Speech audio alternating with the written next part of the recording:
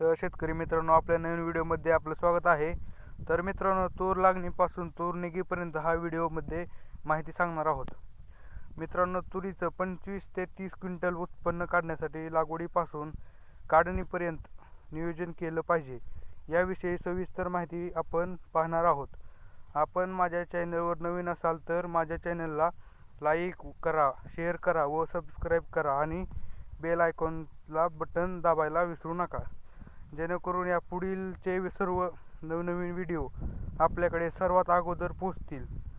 शेतकरी मित्रांनो, तूर लागवडीसाठी मध्य ते भारी म्हणजेच 45 ते 60 सेंटीमीटर खोल असलेली जमीन, पाण्याचा उत्तम निचरा होणारी जमीन तूर पिकास योग्य असते.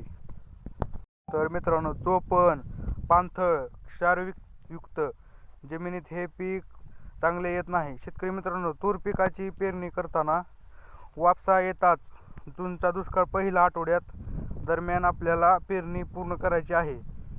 उशिरा लागवड केल्यास कमी फांद्या येतात, त्याच फुलांची संख्या ही कमी राहते आणि आपल्याला उत्पादनात मध्ये फार मोठी घाट होते. शेतकरी मित्रांनो, तुरीची खोल नांगरट करून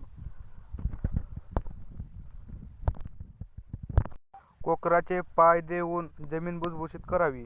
शेतकरी मित्रांनो, वखराची पेरणी पाळी देण्याआधी चांगलं कुजलेलं शेणखत जमिनीत मिसळावं लागतो. आधीच्या पिकाची दसकटे इचून जमीन स्वच्छ करावी लागेल. खोलवर नांगरट करून जमीन चांगली तापू द्यावी. तर या पिकाच्या लागवडीसाठी जमिनीचा सारांश 6.5 ते 7.5 असावा लागतो. शेतकरी मित्रांनो, तर पिकाचे भरघोस उत्पन्न देणार वाण पाहूया. फुले राजेश्वरी हा वाण 140 ते 150 दिवसाने येणारा वाण आहे. याच उत्पन्न 18 ते 20 क्विंटल आपल्या प्रति एकर पासून मिळू शकतं. 2 नंबरचा वाण आहे BDAN 116. 165 ते 170 दिवसात कालावधीचा असलेला हा वाण आहे. 12 ते 15 क्विंटल उत्पन्न मिळू शकतं यातून प्रति एकर. यापासून उत्पन्न मिळू शकतं. 3 नंबरचा वाण आहे ICPI 87. 120 ते 130 दिवसांचा हा कालावधीचा वाण आहे. 12 ते 14 क्विंटल प्रति एकर उत्पन्न यापासून मिळू शकतं. तर शेतकरी मित्रांनो, असेच नवनवीन व्हिडिओ पाहण्यासाठी चॅनलला सबस्क्राईब नक्की करा.